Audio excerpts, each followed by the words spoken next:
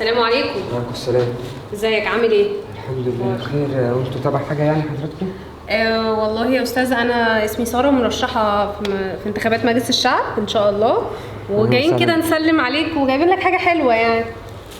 اديله كيس، امسك ده كيس لحمه عشانك انت واولادك بقى. ربنا يعمل بيتك يا رب. ربنا يخليك وان شاء الله تنجحي باذن الله. ربنا يخليك يا رب. متشكر جدا جدا ربنا جدا. يخليك. هو بس كمان يعني كان في طلب كده صغير يعني. تحت امرك وامورين. احنا بس يعني كنا برضو عايزين ناخد صوره مع بعض. صوره؟ ماشي قوي قوي. لا ممكن تجيب بس كيس اللحمه عشان لازم نتصور صوره يعني. والكيس بصراحه يبقى موجود.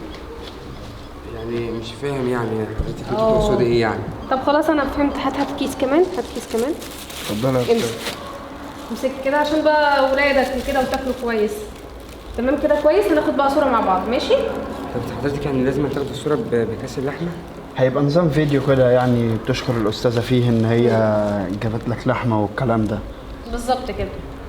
يعني يعني الناس كلها هتشوفه؟ لا ما فيش حد هيشوفه خالص يعني. طب انت عايز كيس لحمه كمان ولا عايز ايه طيب؟ حضرتك انا بس لو ينفع بس بلاش صور بس عشان ولادي والناس هتشوف. بس بالله عليك بلاش صور وانا هدعي لك والله هدعي لك. ايه رايك كده كويس قوي؟ ناخد بقى صوره حلوه كده. يلا شغل الموبايل كده. يلا ناخد صوره على طول. بسرعه يلا. طلع يا استاذ انت مش طب اقف كده جنب الأستاذة عشان خاطر صوره بس تبقى صوره سريعه. يلا معلش طلع بس في اكياس كده. يا استاذه بالله عليك بص الكاميرا هنتصور. استاذنك بس يا استاذ قبل ما اتصور بعد اذنك. خير في ايه؟ يا استاذ بالله عليكم ما ينفعش اللي انتوا بتعملوه معانا ده. يعني الكلام على الأستاذة على فكرة كل الناس اتصورت يعني وعادي، ما كانش فيها أي مشكلة خالص. والله الناس اتصورت وخدت لحمة ومبسوطين، وهجيب لك لحمة تاني. ايه المشكلة يعني دلوقتي؟ المشكلة في ولادي، المشكلة في قرايبي، إن أنا باخد لحمة وبتصور طب ليه بس يا أستاذة ليه بتعملي فيا كده؟ أنا ما عملتش حاجة. دي أنا غلطانة إني جايبة لك لحمة يعني؟ لا أنت حضرتك أنت مش غلطانة إن أنت تجيبي لحمة بس خلاص أنت هتزعل نفسك. خد يا أحمد، خد كاس اللحمة يا أحمد. يا أستاذة خلاص يا أحمد، هو مش عايز يتصور. خلاص شكرا.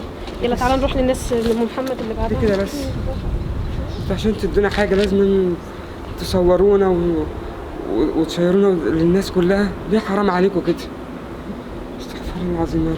أنا كان نفسي هجيب لي لحمة. بقول لك ايه يا احمد؟ ايه يا أستاذ؟ هي ايه ده؟ الناس كمان فقراء وكمان بيتنكوا. ده محتاجين جدا كمان يعني. هما بيتنكوا عليا ليه؟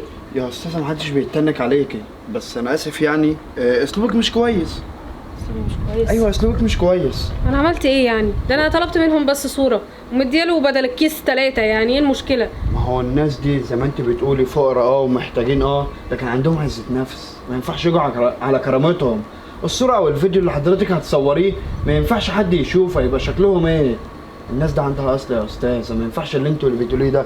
مش هيضعف قدام كيس لحمة ويخليكي تعملي اللي أنت عايزاه. لا واضح إن الفقر فعلا علاج ليهم وهيفضلوا فقراء طول عمرهم. يا أستاذ أنا قلت لك الأسلوب ده ما ينفعش. دي كده ما بيحببش الناس فيكي، بالعكس. اعملي الخير بينك وبين ربنا. أنا بعمل خير برضه، أنا مش قصدي حاجة يعني. ما هو أنت بتعملي خير يعني. الخير ده يا أستاذة اللي أنت بتعمليه مش عشان أنت ناوية تعملي خير من جواكي أو عشان أنت حابة تساعدي بجد، لا أنت بتعمليه عشان مصلحتك. ما هو الاتنين واحد يعني، بفيده وفي نفس الوقت مصلحتي وانا لازم اكسب برضه. انت حاسباها غلط والله. لو قعدت مع نفسك وفكرت فيها هتلاقي ان ده كده مش خير ولا مساعده للناس خالص. انت بتعملي كده عشان مصلحتك. واقدر اقول لك حاجتك اهي، وانا اسف مش هقدر اكمل مع حضرتك. لما تحسني اسلوبك وتحسي بالناس اللي زي دي وتحسي بمعاملتهم، وانت بس لو اتعاملت مع حد فيهم هتحبيه من طيبته، من احترامه، من طريقه كلامه. لكن للاسف انت بتعملي كده عشان الشهره والانتخابات والجو بتاعك ده.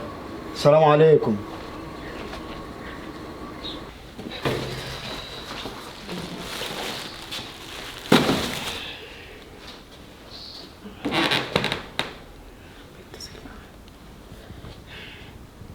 الو ايوه يا استاذ محمود، ازي حضرتك؟ عامل ايه؟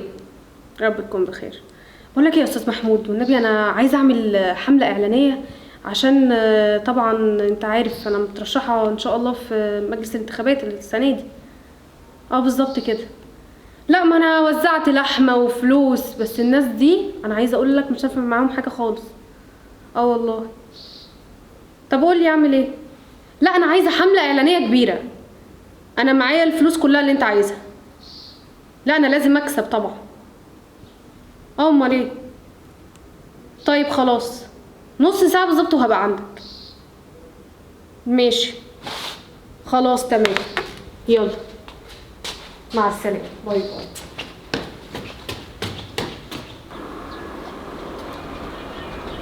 يا استاذ عمرو ازيك عامل ايه؟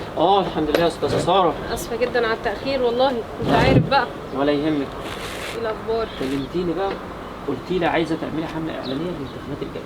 بالظبط كده، انا محتاجه اعمل حمله اعلانيه بصراحه كبيره جدا. وطبعا في التليفون قلتي لي انك جربتي انك يعني تساعد الناس الغلابه يا أستاذ وتتصوري عمرو، والكلام ده. ده الناس مفيش خالص، ده مرضوش حتى يعني ده انا في واحد قلت له طب خد 3 اكياس لحم، طب خد اللي انت عايزه، واديته فلوس كمان، مرضاش حتى ياخد صوره، تخيل.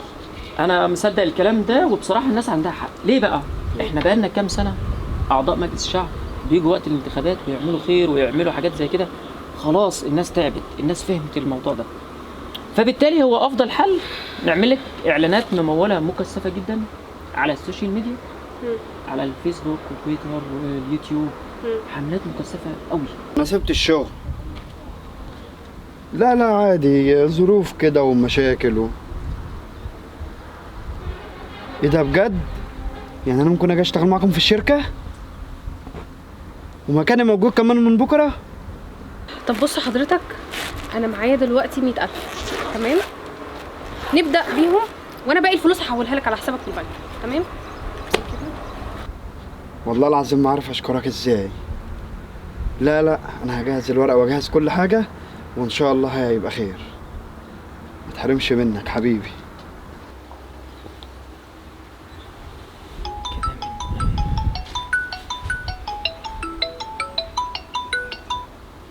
ايه ده؟ الو، السلام عليكم. وعليكم السلام. استاذ عمرو ازيك عامل ايه؟ استاذه ساره، الحمد لله. ايه الاخبار يا استاذ عمرو؟ طمني. الحمد اخبار الحمله ايه؟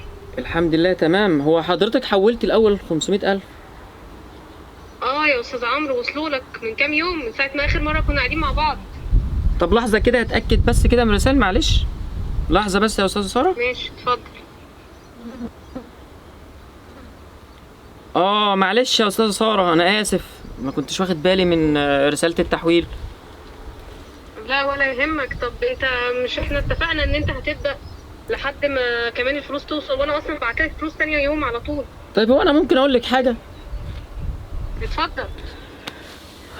مفيش حمله اعلانيه يا استاذه ساره، وعايز اقول لك كده عشان اختصر الكلام، استعوضي ربنا كده في الفلوس اللي انت دفعتيها. ايه ده ايه اللي انت بتقوله ده؟ ايه اللي انا بقوله؟ استعوضي ربنا بصراحه. وعايز اقول لك كمان، انت نصاب؟ لا مش نصاب، ولكن يعني بشوف اكل عيشي، يعني بشوف اكل عيشي، هو ده اكل عيشي. بقول لك ايه، انت لو ما رجعتليش الفلوس اللي انا بعتها لك انا هخرب بيتك، انا هجيبك. استاذه ساره، انا عايز اقول لك ان انا مش في مصر اصلا دلوقتي. نهارك اسود ومنيل.